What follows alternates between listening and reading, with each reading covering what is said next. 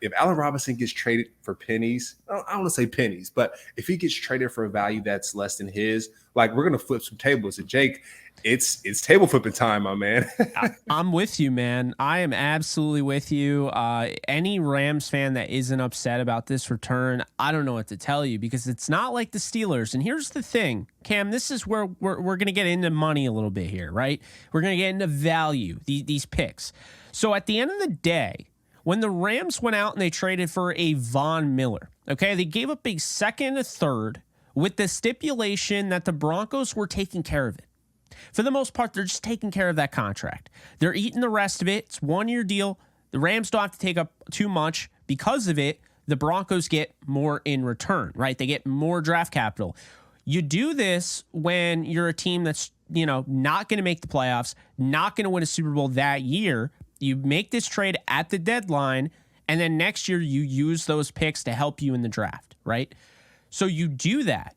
But the Rams aren't doing that. And that was the thing that kind of threw us, for a loop, because when we talked about this, like, you were like, wait, a pick swap? Come again?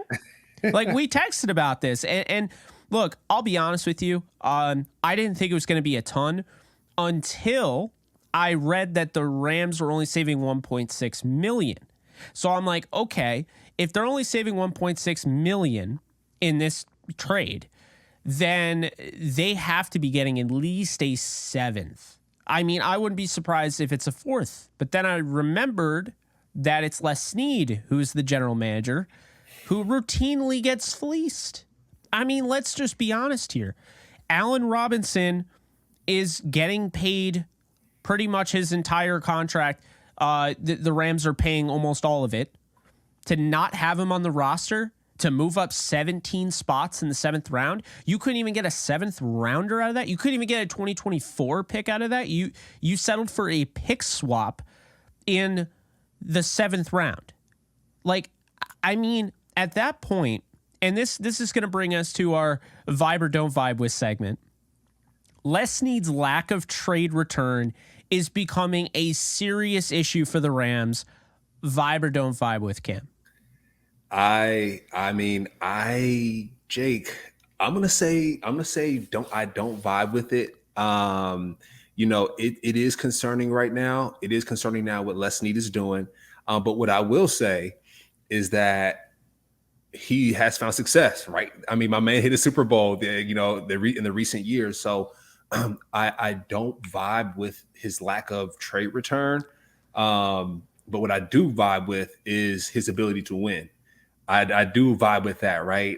It doesn't seem like he's getting much value with these trades, especially with Jalen Ramsey. And I think he got, it was like as a third or a tight end or something like that. So it's the value is not there. Bobby Wagner didn't get much for him either. So it's like, hey, you got these premium athletes. You got some Hall of Famers on your team, and you're not really getting much for them. One thing I will say, though, Jake, is I stopped discounting 7th round picks. And, of course, undrafted players, but I think we talked about in our last episode, we talked about Brock Purdy and his resurgence, and just to see him elevate. I think now when it comes to the draft, of course, your top guys, your top tier guys are the guys that are going to, make plays and really, push your franchise forward. But I do think there are sleepers.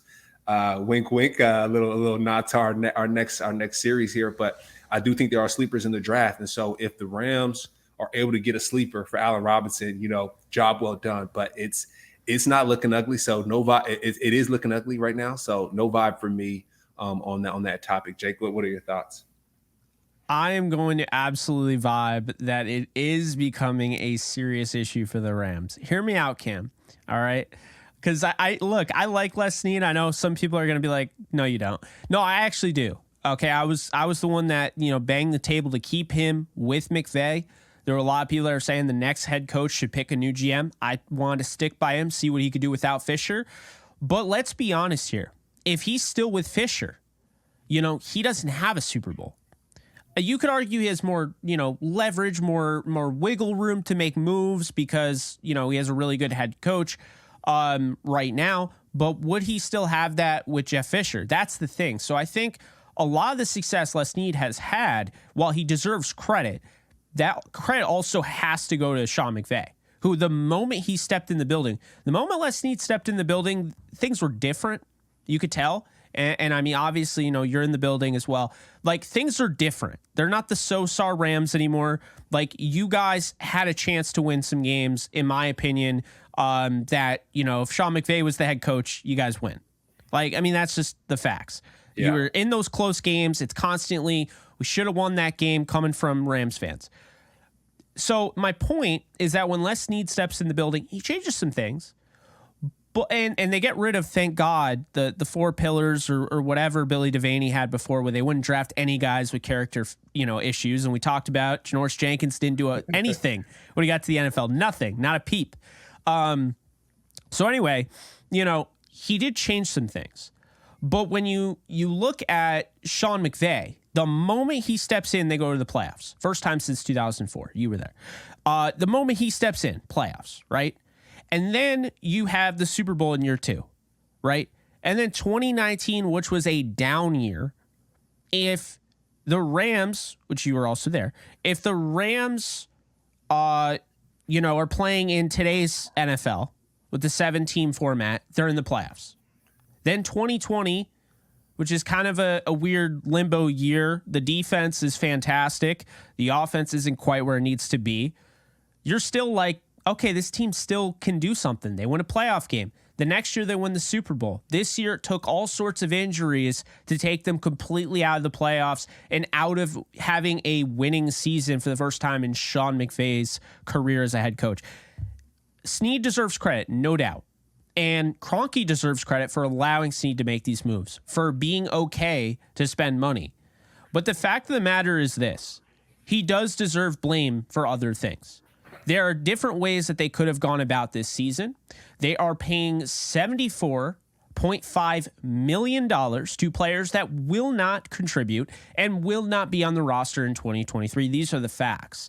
So my thing here is when you get rid of Jalen Ramsey in a season, you get rid of Bobby Wagner, you get rid of Leonard Floyd, you get rid of Allen Robinson, and the most you have to build off that, the most you have a 3rd rounder, you have Hunter Long, who is a 3rd rounder, who is now worth a 7th rounder, in my opinion, maybe not even.